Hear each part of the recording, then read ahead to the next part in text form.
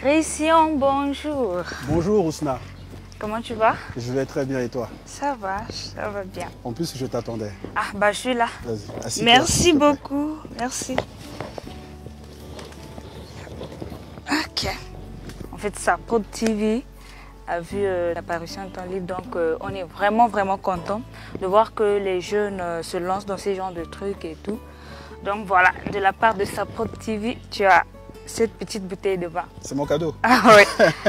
Pour te féliciter. En tout cas, merci beaucoup, c'est encourageant et c'est touchant. D'accord.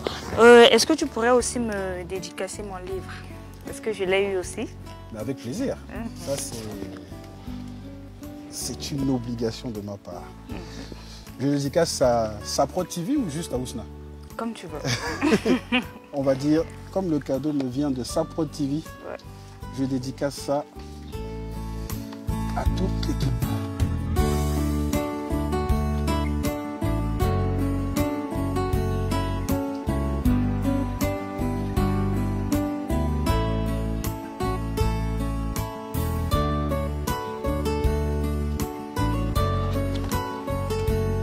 Merci beaucoup. C'est avec plaisir. Alors voilà, comme moi j'ai eu le livre, il y a beaucoup de gens qui ne l'ont pas encore eu. Ouais. Donc je vais faire une petite lecture, histoire de donner l'envie à tous ceux qui nous regardent de pouvoir s'en procurer. Mais je t'en prie. D'accord. Dans un pays où la population manque cruellement de repères politiques, ce livre est un témoignage. Celui d'un jeune centrafricain, principal conseiller en communication du leader de l'opposition Anissé Georges de Léguélé et challenger du président Touadéra lors de l'élection présidentielle 2020.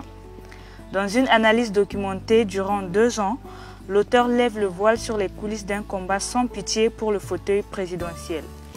Manœuvres et stratégies politiques, alliances, trahisons, scandales. C'est l'histoire sans concession de la conquête du pouvoir racontée par Christian Gazambeti. Son expérience, son apprentissage et ses découvertes. Alors, si tu dois parler toi-même de ce livre à ceux qui n'ont pas encore pu l'avoir, qu'est-ce que tu vas dire en quelques mots?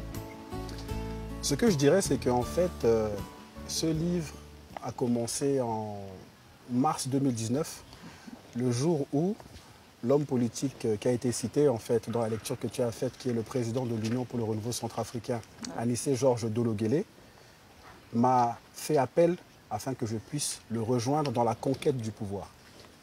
Donc, ce livre est le journal de mon voyage à ses côtés pendant, on va dire, 2 ans, jusqu'aux élections qui ont mené le président actuel à sa réélection. Donc, c'est juste chaque jour, ce que je faisais, je l'écrivais. Chaque jour, ce que je faisais aux côtés de M. Dologuélé, je le mettais sur papier parce que pour moi, c'est un devoir de mémoire dans ma vie personnelle de documenter ce que je fais. Donc, ce livre, pour moi, n'est que le journal de bord de Christian Gazambeti Aux côtés de Anissé Georges de Léguélé. Exactement. D'accord. Alors, au départ, toi, tu es conseiller en communication. Oui. Et après, tu t'es retrouvé avec de Léguélé dans URCA. Est-ce que c'est juste une prestation de service ou bien on peut dire que tu es militant de ce parti politique? Ce n'est pas qu'une prestation de service parce que, dans le livre, je le dis également, il est arrivé un temps où je suis allé m'encarter dans ce parti, c'est-à-dire j'ai adhéré au parti. J'ai adhéré au parti parce que c'était la meilleure voie pour moi dans mon travail de conseiller en stratégie de communication auprès de M. Dologuélé. Donc j'avais le choix de l'accompagner de manière, on va dire, officieuse, sans être officiellement dans le parti, ou j'avais le choix de l'accompagner en étant officiellement dans son cabinet, ce qu'il m'a proposé. Et j'ai choisi cette voie, notamment parce que la vision du parti est une vision qui sied avec la vision que j'ai pour le pays, et pas seulement avec la mienne, avec celle de centaines de milliers de Centrafricains qui sont adhérents dans ce parti. Donc on peut dire que je suis militant dans ce parti. Étant conseiller particulier ou conseiller spécial d'Anissé Georges de Léguélé pendant la campagne électorale et pendant les 2 ans, est-ce qu'il arrive parfois que vous lui donnez certains conseils qu'il n'écoute pas, qu'il fait autre chose que ce que vous lui conseillez? Oui, bien sûr, et je crois que c'est tout à fait normal.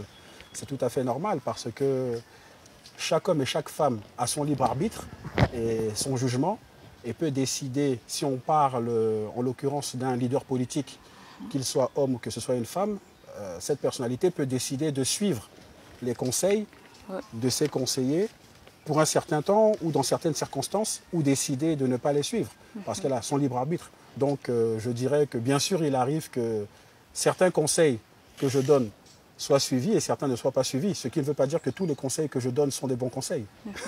D'accord. Alors dans ce livre, à la page 153, vous avez raconté la journée du 16 décembre 2020 à Bossangoa.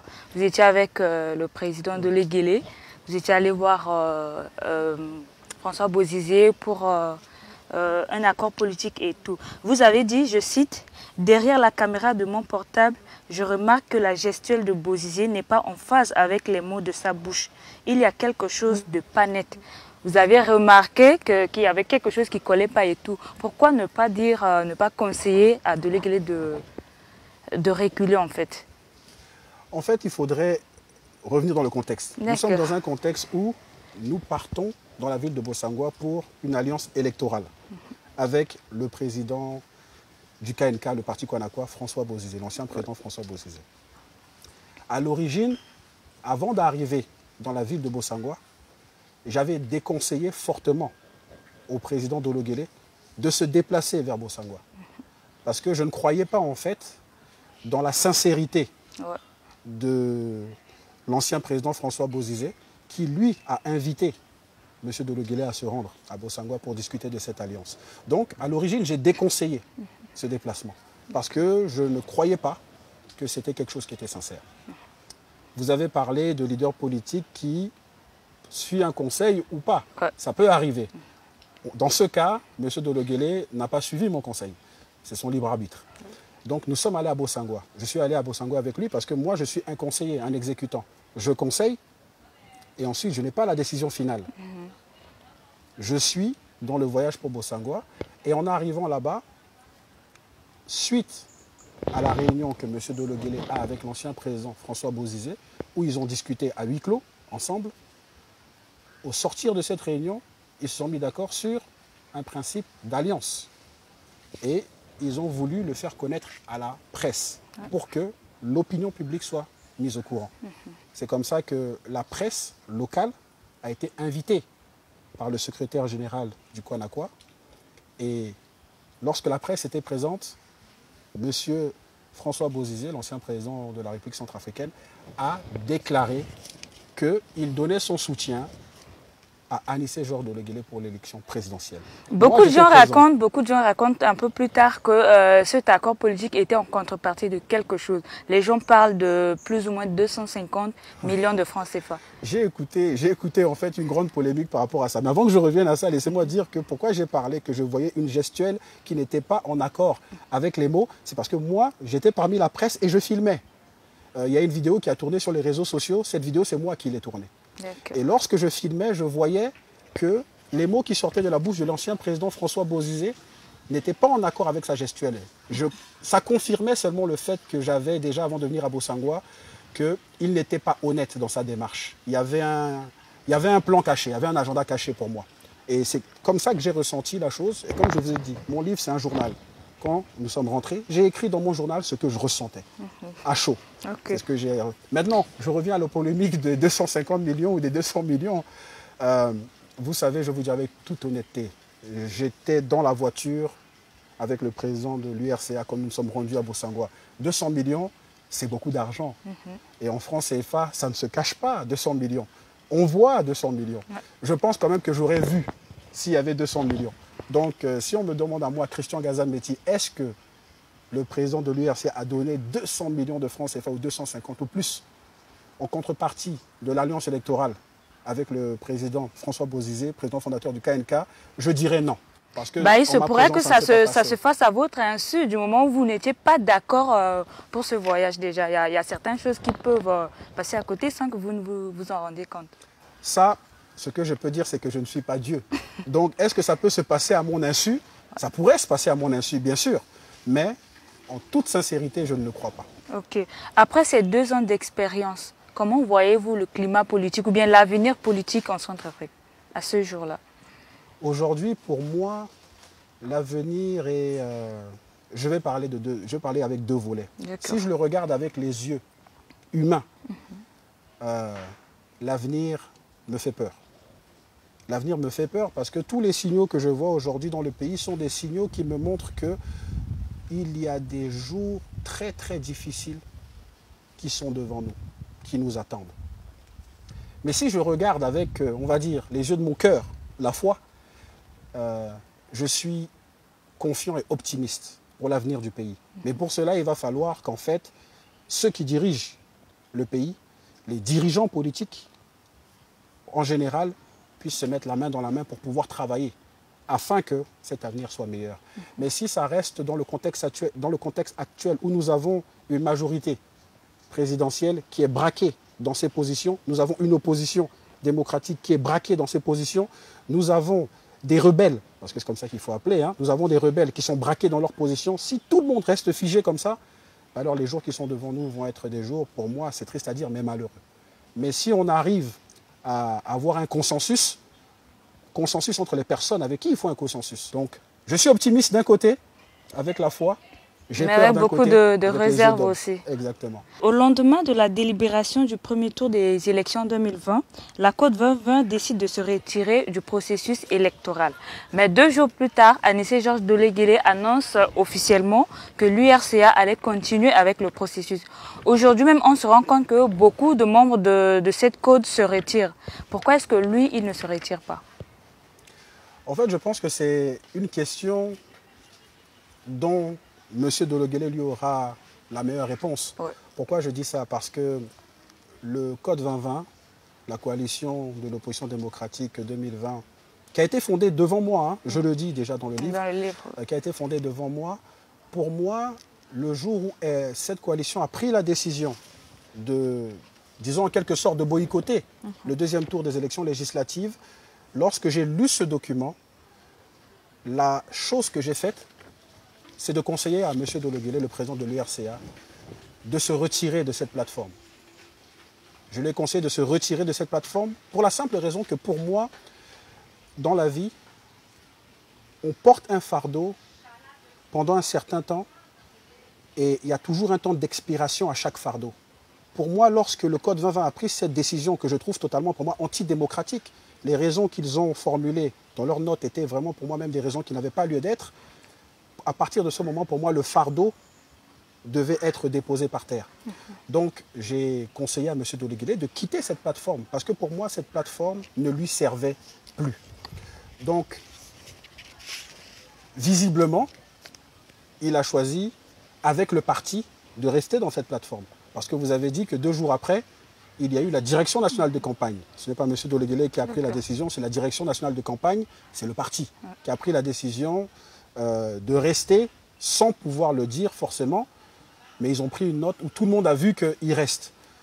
Pour moi, c'est une erreur grave. C'est même pas c'était. Pour moi, c'est une erreur grave que j'ai notamment notifié à M. Deleguélé et notifié au cadre du parti en réunion. C'est quelque chose que j'ai dit. Vous savez, je suis quelqu'un qui a la parole assez libre. Hein. Ce n'est pas parce que j'ai la carte d'un parti politique que je vais être, je vais dire, fanatique ou bien esclave d'esprit. Non. Ce que je pense, je le dis. Une fois de plus, je joue mon rôle de conseiller, la décision revient aux personnes compétentes. Mais comme dernier mot, ce que je peux dire par rapport au Code 2020, le Code 2020 a été un échec cuisant.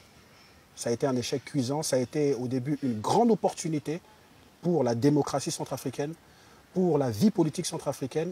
Et s'ils avaient réussi à faire ce que la population centrafricaine, ce que l'opinion publique et ce que la communauté internationale attendait d'eux, c'est-à-dire de mettre leurs égos de côté et de regarder la personne qui était la mieux à même de pouvoir remporter les élections face au président actuel et de soutenir cette personne, s'ils avaient été à même de faire ça, c'est ce que tout le monde attendait, on pourrait dire qu'ils auraient rendu un grand service à la République centrafricaine. Mais à ton avis, pourquoi ils n'ont pas réussi? Qu'est-ce qu'ils n'ont pas bien fait?